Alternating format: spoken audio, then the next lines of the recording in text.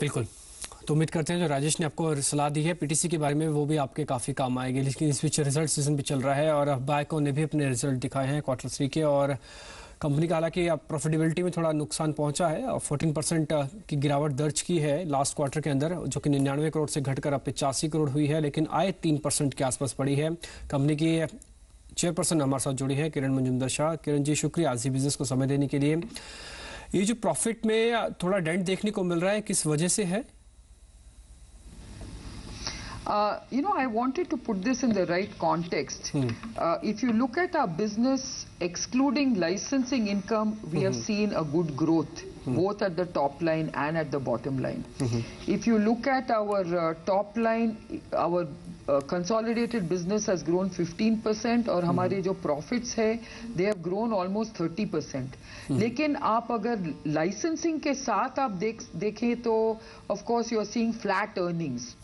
और this is largely because licensing income obviously has contributed to both PAT margins and profitability last year.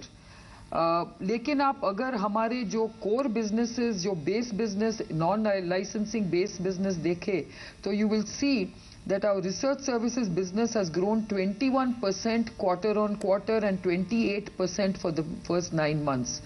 And if you look at our biopharma business, that has also grown 12%. और अगर आप profitability देखे जाए तो definitely our consolidated business has actually grown in terms of profits 29% without licensing income. Licensing income जो है, it is a lumpy income and you should look at it at an annualized level, not at a quarter on quarter level. So I'm not very unduly concerned about licensing income recognition क्योंकि वो आइंदा आप देखें तो quarters में you will see greater licensing income. So this is really the main reason why you are seeing a dip. Kiran ji, अच्छा एक चीज़ और, ये अब क्योंकि आपकी कंपनी एक्सपोर्ट ओरिएंटेड भी काफ़ी है, क्योंकि डॉलर रुपी इक्वेशंस भी जो लास्ट क्वार्टर में रही हैं वो काफ़ी वॉलेटाइल भी थी, इनफैक्ट एक्सपोर्टर्स के लिए तो काफ़ी फेवरेबल भी थी। क्या वहाँ से कुछ गेन मिला है आपको फॉरेक्स टर्म में? जी, in terms of forex, we have been fairly well hedged, so we are not seeing too much volatility in our side. We have seen some benefit in terms of forex gains for us, but not too much volatility since we've taken a very safe hedging approach. और biopharma division में अभी कितनी growth expected है next quarter के अंदर? जी, मैं सुन नहीं सकी, आप रिपीट कीजिए। मैं बायोफार्मा डिवीजन की बात पूछ रहा हूँ कि इस समय बायोफार्मा डिवीजन में कितनी ग्रोथ एक्सपेक्टेड है आने वाले फ्यूचर्स में, आने वाले क्वार्टर रिजल्ट्स? या सो जी, ये बायोफार्मा डिवीजन में जो आप देखा जाए तो our health care business, branded formulations business has grown 40%. This is a very strong growth driver for us. और ये लास्ट क्वार्टर में हमने इंसुपेन भी लॉन्च किया है और इंसुपेन के बजाय से हमारी आशा है कि we will be playing both in the vials and cartridges business and growing this diabetes franchise. So I think we are very strongly positioned in the biopharma business, also in the emerging markets. अगर आप हमारे जो biopharma revenues देखा जाए तो 50% of these come from emerging markets and it's only going to grow. क्योंकि LATAM, Southeast Asia, Middle East, North Africa, these are very important emerging market growth opportunities for us. और ये markets में हम बहुत focus कर रहे हैं. Kiran ji, focus किस तरह से है कि आप किसी जो वहाँ की कंपनीज हैं उनके साथ जेवी करके आगे बढ़ेंगे, कंपनी एक्विजिशन होगी, या फिर कंपनी खुद से अप्रोच करके वहाँ पे कामकाज को बढ़ाएगी? वे क्या होगा एक्सपेंशन का? We have not quite taken a call on that, but suffice to say that we are preparing for a IPO over the next 12 to 18 months. So we will look at various options which is going to be best for Syngene. अभी कोई acquisition की planning है? ये भी है list में?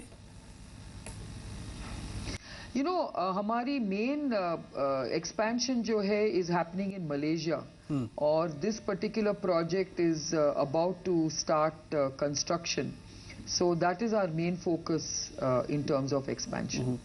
Cramps business से कितना बेनिफिट आपको मिल रहा है और आगे चल के इस पे भी फोकस रहेगा? Gee, this is very good business for us, and I think it is growing, and we are very focused on making sure that this CRAMS vertical delivers very strongly for us. Kiran ji, एक सवाल ये है कि इसमें balance sheets पे cash की position क्या है, कितना कैश है कंपनी पास, उसके अगेंस्ट में डेट कितना है?